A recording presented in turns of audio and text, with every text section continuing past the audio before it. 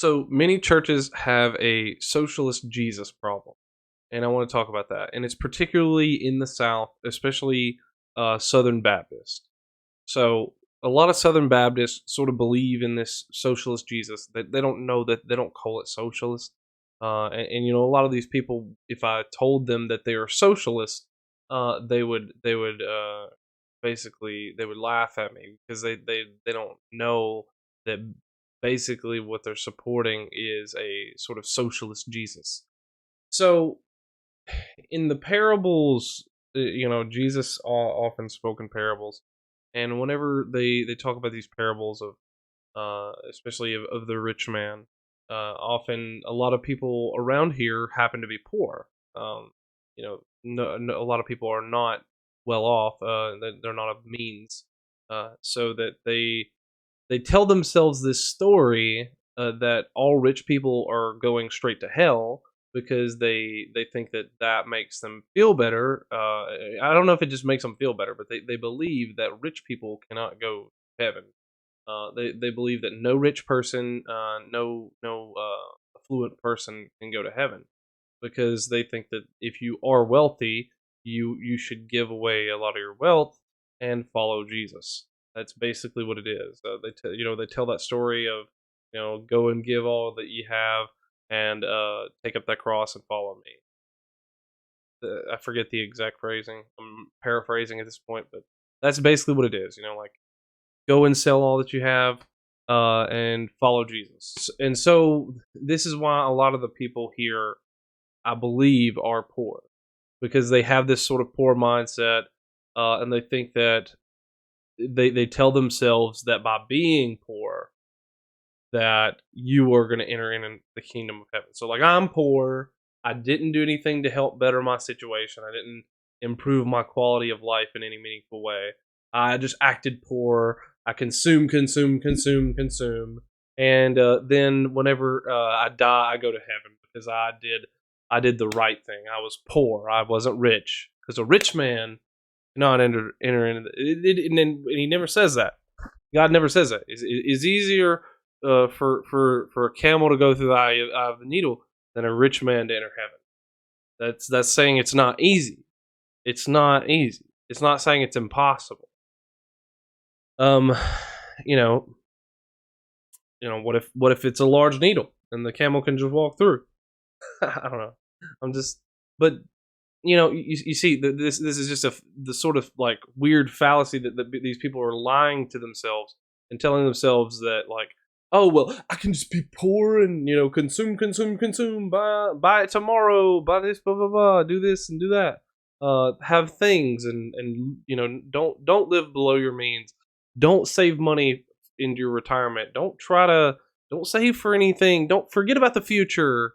And this is part of a whole schism. Not really a schism. It's a whole suite of problems. I guess there's a whole suite of problems, like these whole set of problems that particularly like the Southern churches have that I really wish I could just like nitpick at because they they don't like they do these things where, like, they believe that being poor is fine. They believe that, like, that they think if you try to earn more money that you're a terrible person, and that's personified in a lot of the way they present things. Like if they showcase something, a lot of times they're gonna they're gonna show the rich man being, oh yeah, I'm too busy for that, and yes, many rich people are, but there are plenty of rich people who are actually kind and genuine people.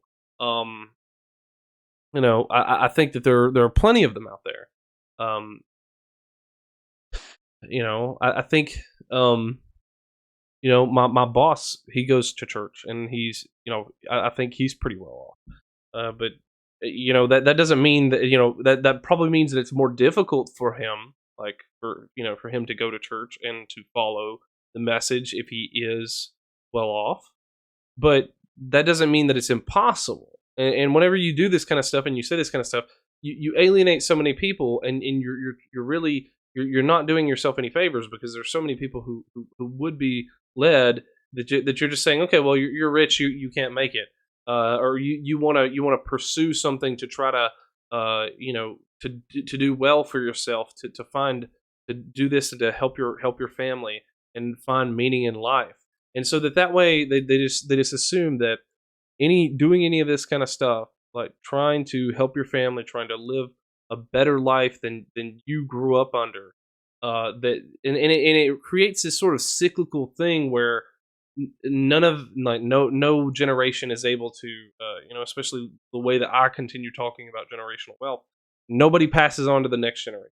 Nobody cares about the next generation, especially whenever, alternatively, on the other, like the other end of this, or like this other part of the sort of southern, particularly, especially in Southern Baptist, you know doctrine that a lot of people are saying is like, okay, we're in the end times, so like, what's the point of the future?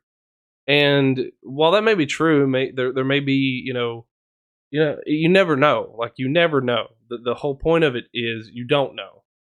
That's exactly what, Revelations will tell you. Is you don't know the hour nor the time when the Son of Man is coming. That's literally what it says. And yet people will sit here and say like, oh yeah, he's coming tomorrow, the end times are today, well, and tomorrow comes and he's not here, so okay, well, what do we do now? We have to go forward. You have to go forward. This is so stupid.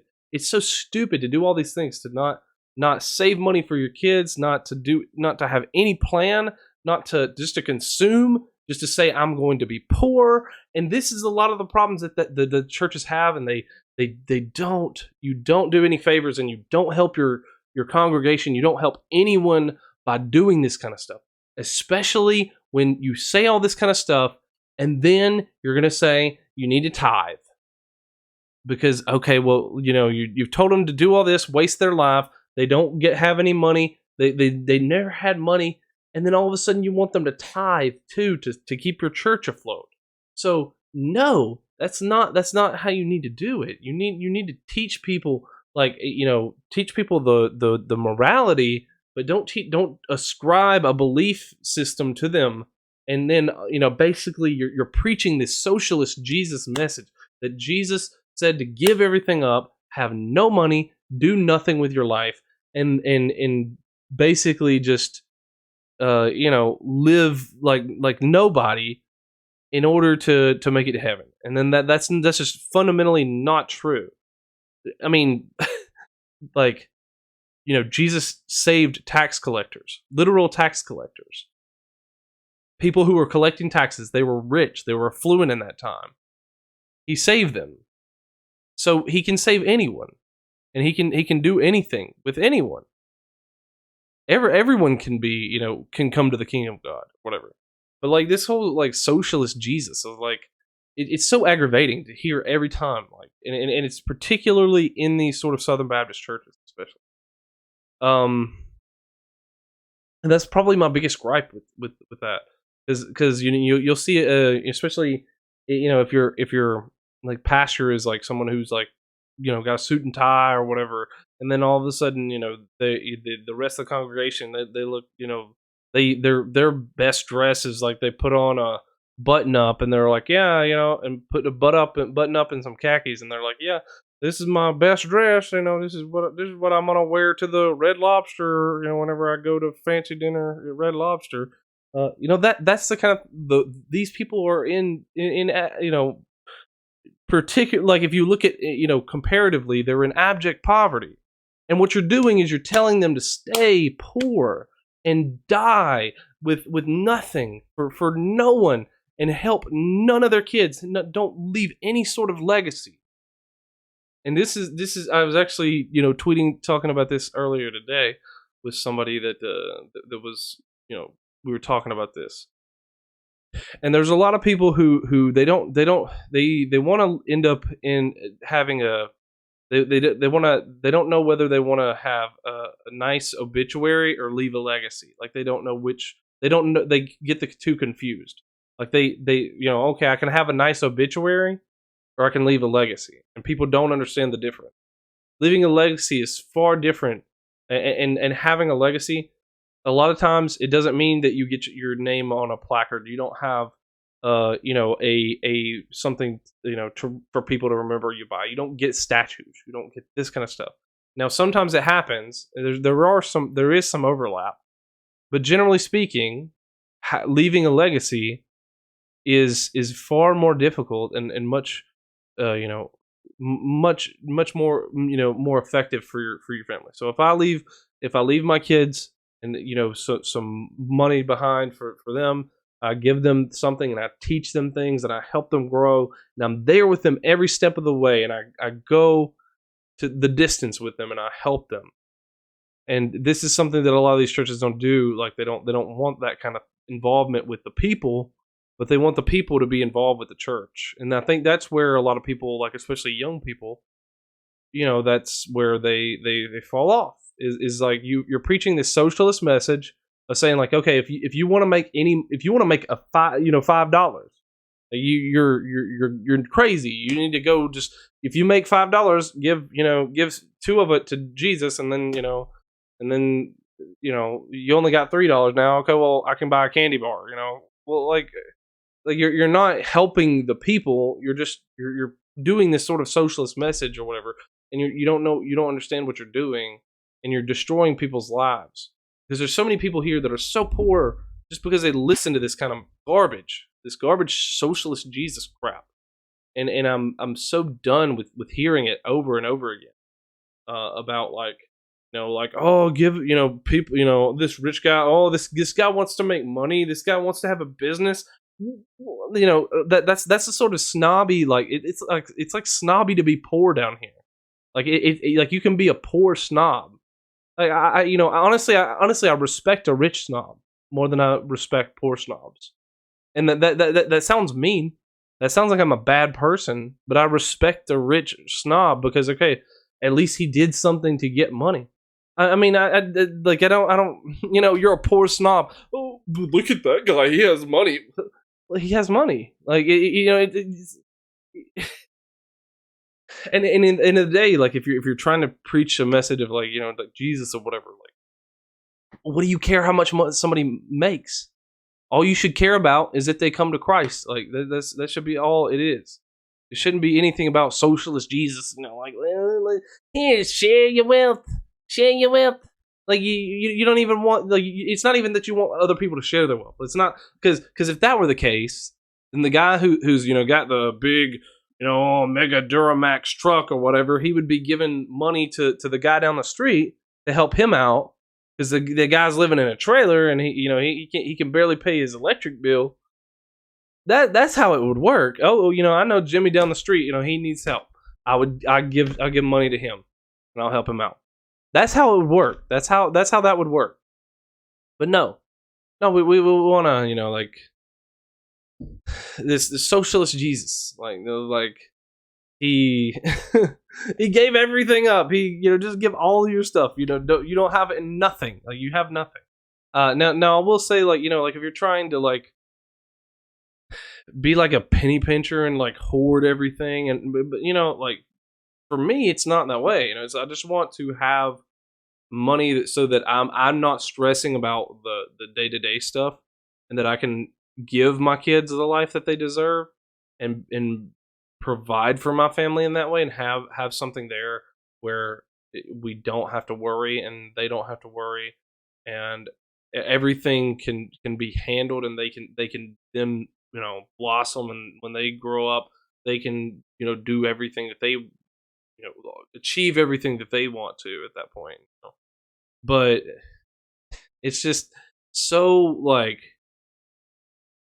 frustrating to hear it over and over again about, like, just this rich person, like, they're just not going to heaven. I'm poor. I'm poor. Jesus didn't like rich people. That's why I'm staying poor. It's like, what are you doing? And of course, these are the same people who go, they consume. They're materialistic as all hell, and yet they sit here and they want to act high and mighty about being poor because they're materialistic. They bought a new car every time they could. They get new phones every chance they get. They get new every single chance that they can get. They never live below their means. They never do what it takes to actually get any sort of wealth. They just mock everyone who has. And whenever I get to that point, I'm going to expect them to mock me, but I don't really care at that point. I did the work. I put in the effort, and hopefully, God would reward me. Like God's rewarding me for putting in that effort. Putting in that effort. The parable of the talents. I'm saving my talents, and then those when I'm using those talents and I'm saving and I'm reinvesting those talents. Basically, that's basically what it is. I'm reinvesting those talents to then get more talents back, and then I reinvest those talents to get more talents back, and I continue doing this process of reinvesting these talents to get more talents back, and eventually, hopefully, something comes of it. And if people can't see, like, people will say the thing about giving away everything, and they don't even think about the parable of talents being related to money in any way. But that's just the frustration is like people like claiming this whole like socialist Jesus, and it just riles me up every time I have to hear it, like especially whenever people like are like putting it on display, like, yeah, this is the you don't need money. And unfortunately, you do, especially in modern era. So stop with the socialist Jesus. He wasn't a socialist. He didn't believe that no one should have nothing, and because you're poor, you can't be a snob. Because I'm sure that rich person probably owns your mortgage. So yeah, just stop with the socialist Jesus stuff. It's kind of stupid. But that's sort of the TED Talk for the day. Hopefully you got something out of it. Maybe you want to provide some input and commentary. Please, leave a comment down below. Hit like on the video if you enjoyed it. Subscribe to the channel. Also, hit the bell for notifications. And if you want to check out anything else that I do, check the links in the description. That's just kind of it for the day. Hope you have a great day. And this is Trey from Trey's Think Tank.